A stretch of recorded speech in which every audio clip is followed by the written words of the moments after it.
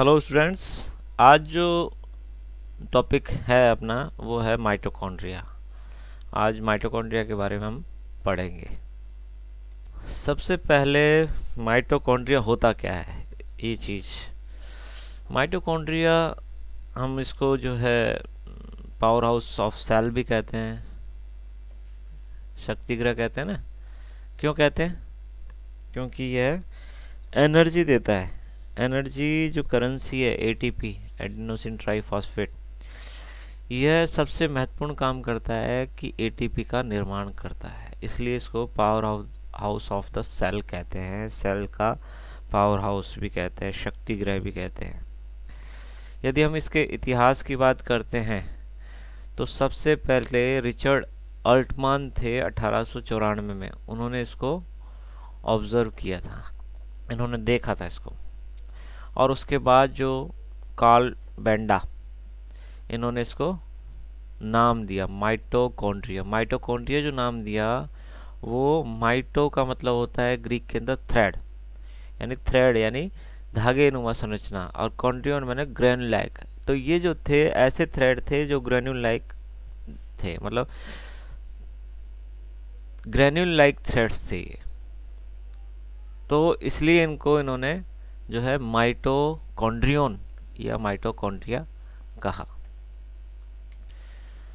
यदि हम इसके साइज, शेप और मॉर्फोलॉजी की बात करते हैं, इसके आकार आकृति की बात करते हैं, तो यह लगभग जो है इसका आधे 0.5 से 1 माइक्रोन तक इसका डायमीटर होता है।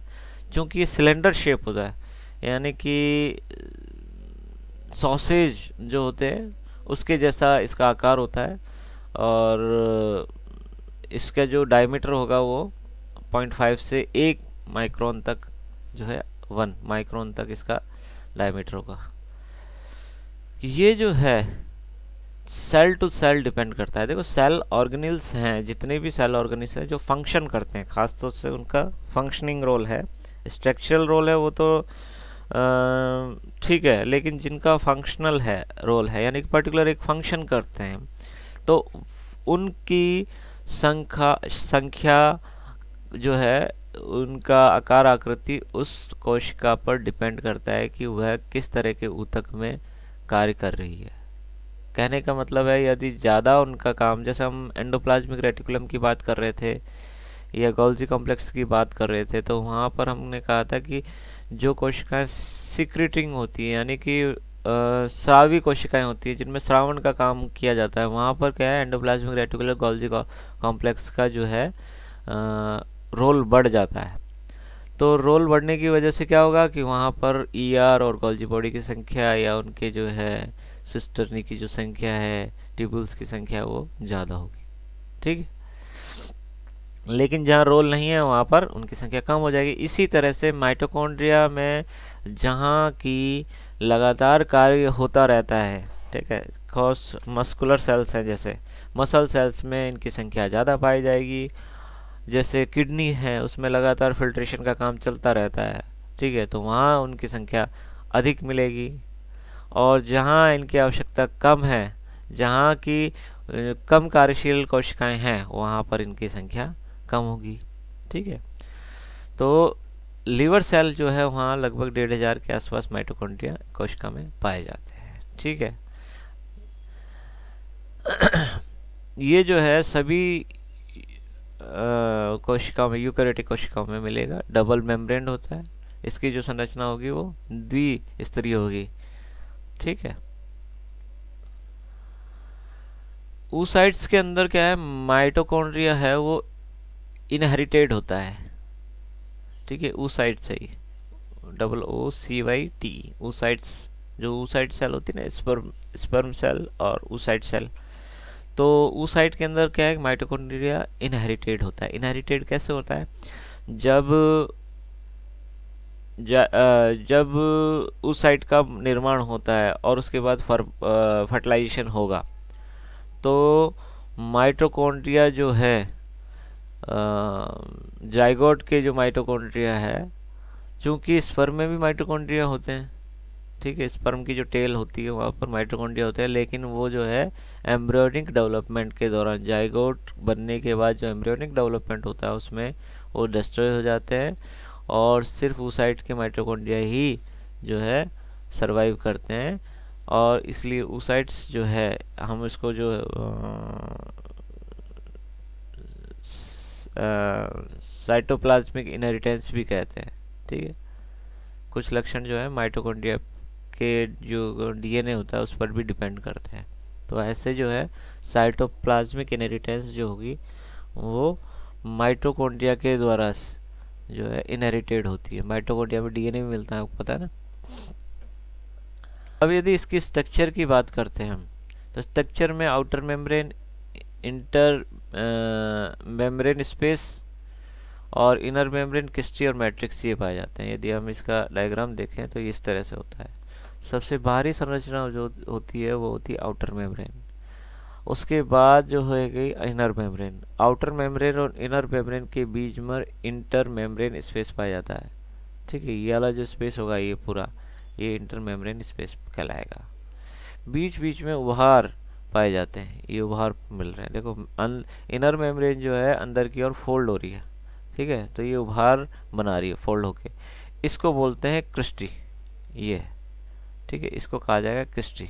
और इन क्रिस्टी पर, इनर मेम्ब्रेन पर ही F1 पार्टिकल पाए जाते हैं। F1 पार्टिकल जो होंगे वो एटीपी सिंथेसिस के स्थल होंगे, यानी कि यहाँ पर F1 पार्टिकल पर ही जो है एटीपी का निर्माण होता है। ठीक है, इसमें इसका राइबोसोम भी पाया जाता है। राइबोसोम 70S टाइप के राइबोसोम होगा जो कि प्रोकैरियोटिक के समान होगा। डीएनए मिलता है इसमें, इसका खुद का डीएनए होना है, तो माइटोकॉन्ड्रियल डीएनए। हम जिस साइटोप्लाज्मिक इनहेरिटेंस की बात कर रहे हैं वो साइटोप्लाज्मिक इनहेरिटेंस किसके कारण से होगी? ये माइटोकॉन्ड्रियल डीएनए के कारण होगी। ठीक है, अब यदि आउटर मेम्ब्रेन की बात करते हैं तो सिंपल फॉस्फोलिपिड बाइलेयर की बनी होती है। ठीक है, जो कि माइटोकॉन्ड्रिया को घेरे हुए होती है। इसमें जो पोरिन्स पाए जाते हैं, पोरिन्स जो कि आयन, न्यूट्रिएंट्स, एटीपी, एडीपी, इनको जो है आउटर मेम्ब्रेन से बाहर की ओर ट्रांसपोर्ट कर सकते हैं पोरिन्स के कारण। ठीक है, इनर मेम्ब्रेन की बात करते हैं तो इनर मेम्ब्रेन जो होगी उसके through oxygen, carbon dioxide, water जो है इजीली परमेबल, उनके लिए फ्री परमेबल होती है, यानी कि ऑक्सीजन, कार्बन डाइऑक्साइड और वाटर जो है इजीली ट्रांसपोर्ट होते हैं। इनमें जो है इनर मेम्ब्रेन में ही इलेक्ट्रॉन ट्रांसपोर्ट सिस्टम जो होता है ETC, ETS, ठीक है, उस कॉम्प्लेक्स के एंजाइम्स पाए जाते हैं। वो कॉम्प्लेक्स एटीपी सिंथेज कॉम्प्लेक्स पाया जाता है। ठीक है, ये सीरियल में लगे होते हैं, कॉम्प्लेक्स के जो प्रोटीन होते हैं वो सीरियल में लगे होते हैं। एंजाइम्स जो होंगे वो एक क्रम में इनर मेम्ब्रेन पर लगे होते हैं। जब हम इनके इलेक्ट्रॉन ट्रांसपोर्ट सिस्टम पढ़ेंगे तब हम इसको स्टडी करेंगे। ठीक है,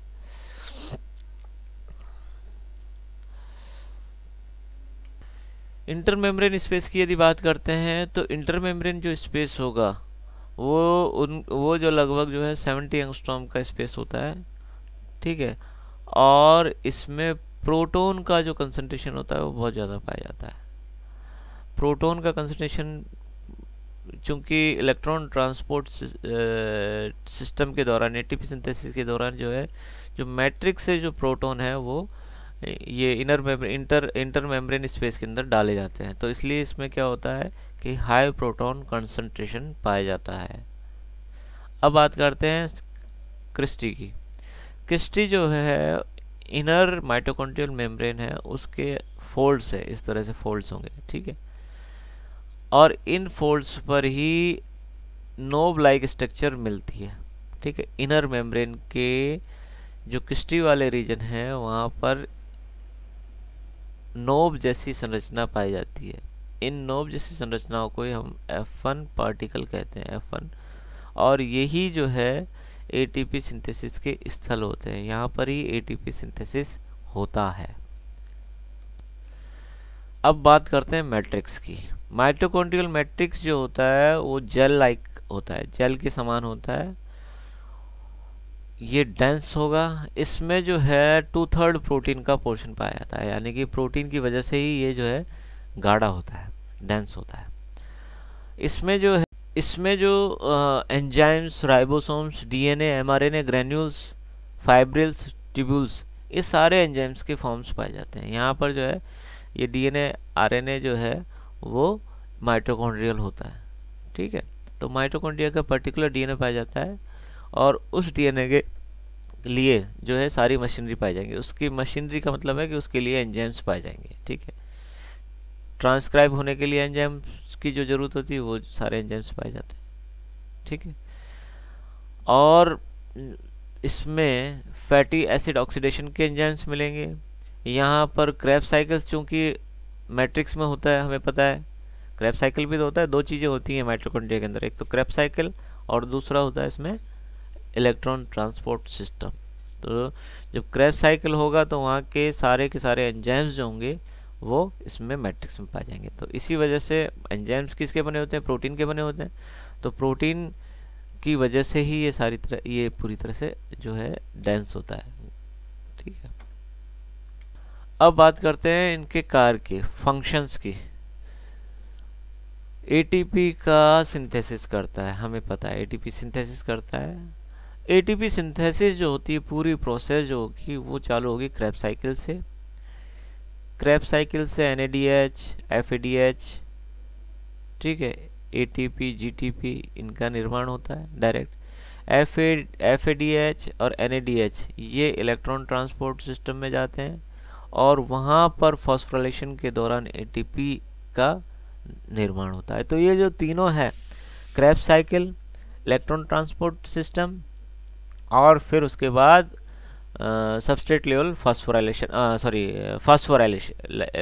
फास्फोराइलेशन जो होता है ATP पेज के द्वारा।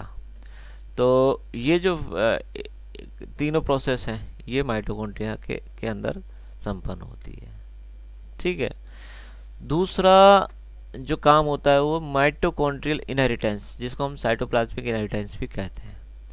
तो चूंकि माइटोकॉन्ड्रिया का खुद का डीएनए होता है, इस वजह से जो उस माइटोकॉन्ड्रियल डीएनए की वजह से जो इनहेरिटेंस होगी वो साइटोप्लाज्मिक इनहेरिटेंस कहलाएगी।